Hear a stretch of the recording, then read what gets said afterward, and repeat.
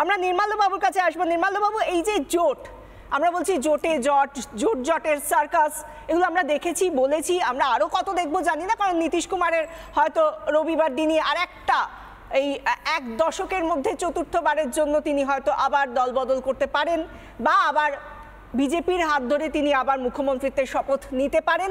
সেই ছবিটাও হয়তো আমরা রোববার দেখতে চলেছি, সেই ছবিটাও হয়তো দেখব।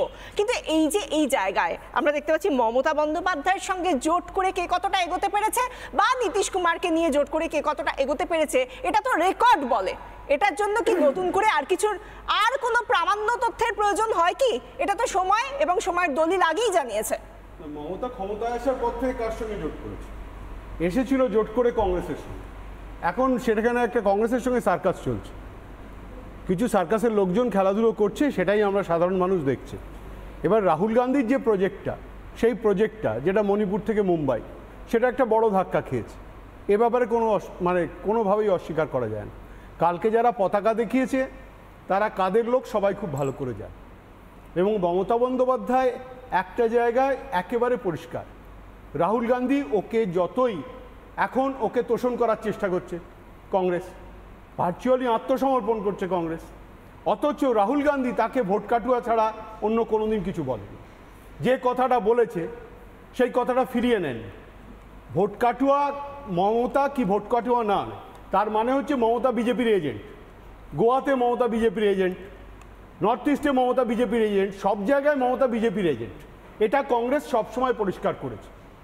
এবং আজকে যদি কংগ্রেসকে বাঁচতে হয় তাহলে মমতাকে ধরে বাঁচতে হবে, কারণ 7% পড়ে আছে, কমতে কমতে 44টা সিট ছিল বিধানসভায়, সবটা চলে গেছে, বামেদেরও গেছে। সুতরাং বাম কংগ্রেস, আমি কালকেও বলেছি, ফুটো ব্যাগ, আজকে মনে হচ্ছে ফুটো বালতি, জল রাখলেই চুঁয়ে চুঁয়ে বেরিয়ে যাচ্ছে। সুতরাং সেই বালতিতে একমাত্র যদি সিমেন্ট দিতে হয় তাহলে মমতাকে দিতে হয়, এছাড়া কোনো রাস্তা নেই।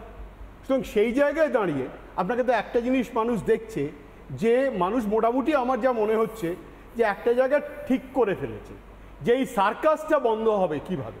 সার্কাসটা একভাবেই বন্ধ হতে পারে, সেটা হচ্ছে যে কোনোভাবে এদের সমর্থন না দেওয়া, এটা হতে পারে একটা।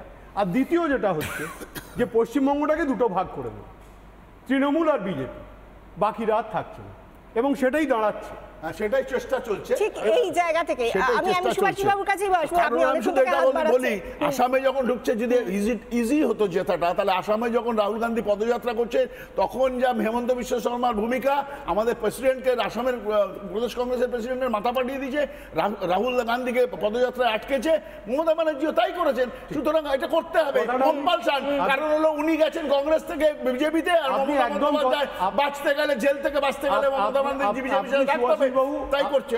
আপনি কথাটা একেবারে সঠিক বলেছেন।